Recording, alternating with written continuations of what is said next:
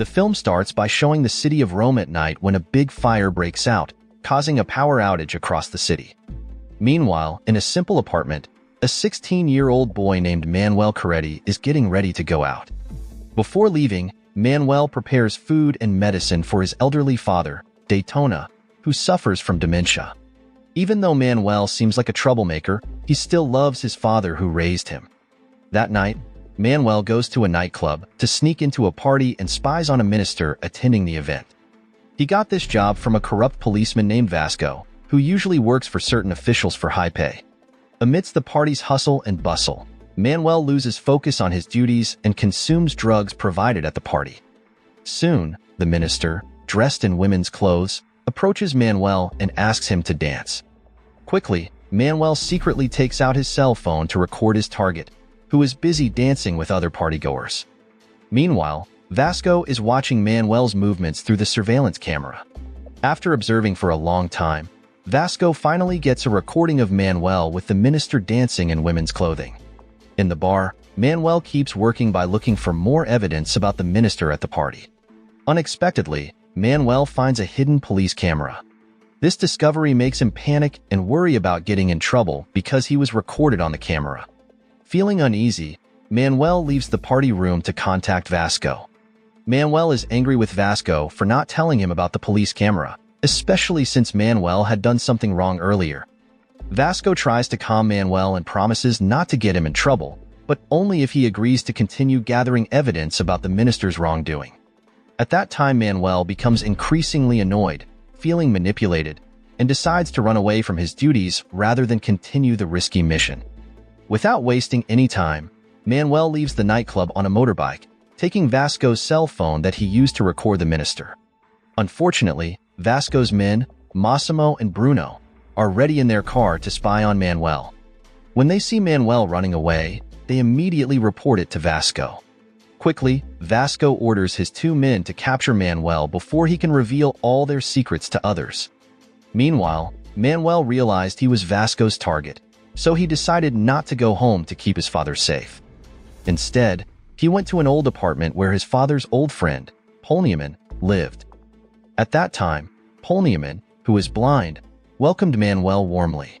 There, Manuel told Polniaman that he was in trouble with the police. Unfortunately, Polniaman admitted that he couldn't help because of his blindness. He suggested that Manuel go meet his friend, who was also a friend of Manuel's father. Without wasting any time, Manuel rushed to the house of Polniaman's friend, Cammello. When he arrived, Manuel asked Cammello for help to protect himself from the police, but Cammello refused to get involved. Cammello told his wife named Sylvia about Manuel's problems. When Sylvia found out that Manuel was Daytona's son, she got angry. Turns out, Sylvia hated Daytona because he was the reason she lost her son and why Cammello went to jail. Sylvia still harbored hatred for Daytona, so she told Manuel to leave immediately.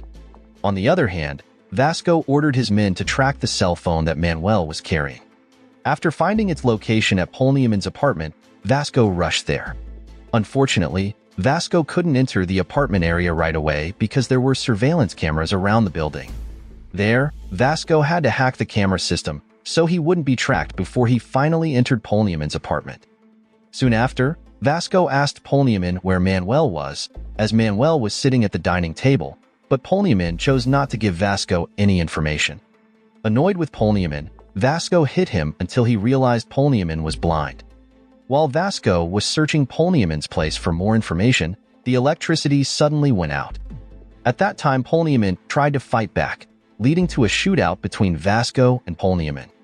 Moments later, Vasco's men came to check on their boss, who was lying down with a gunshot wound. At the same time, Bruno saw Manuel's cell phone and took it, while Massimo gave first aid to Vasco. On the other hand, Polniaman also looked helpless after being hit by Vasco.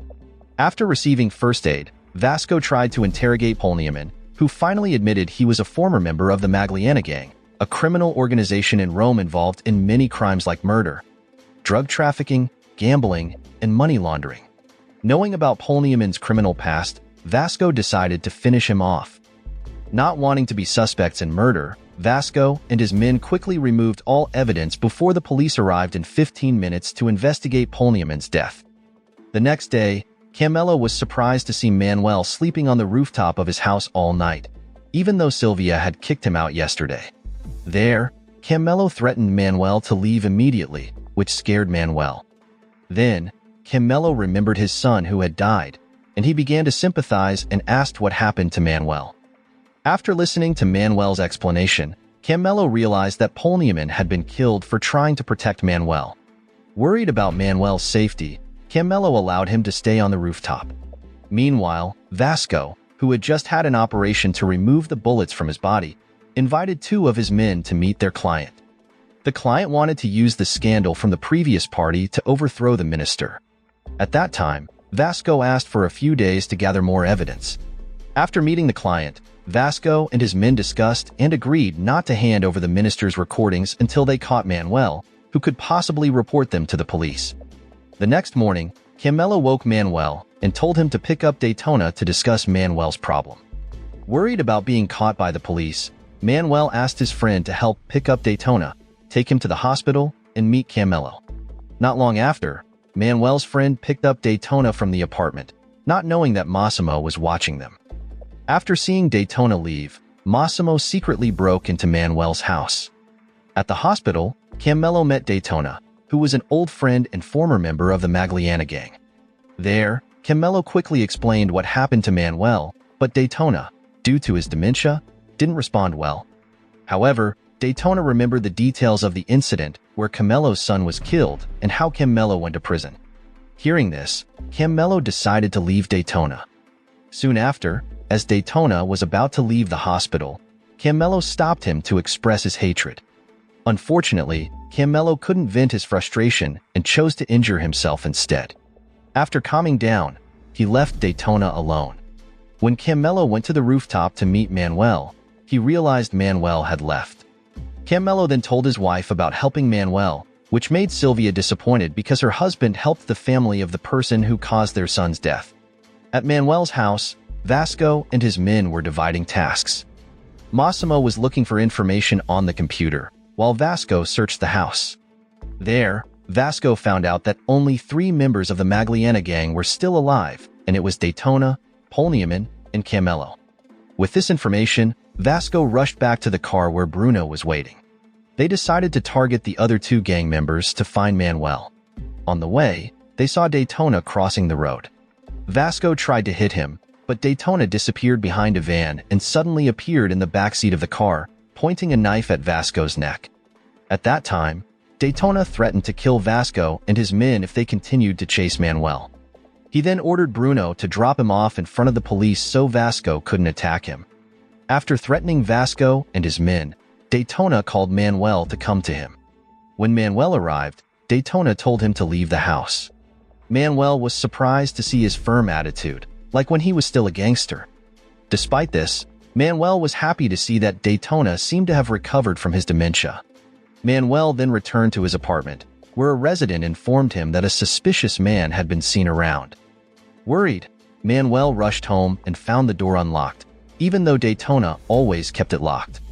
Soon after, Manuel returned to Camillo's house to tell him about the possibility of the police coming to his place. Camillo, knowing that Manuel's safety was in danger, asked Manuel to leave his motorbike behind so the police couldn't track him and suggested he go out of town. Shortly after, Camillo took Manuel to the train station. On the way, he asked how Manuel got into trouble with the police.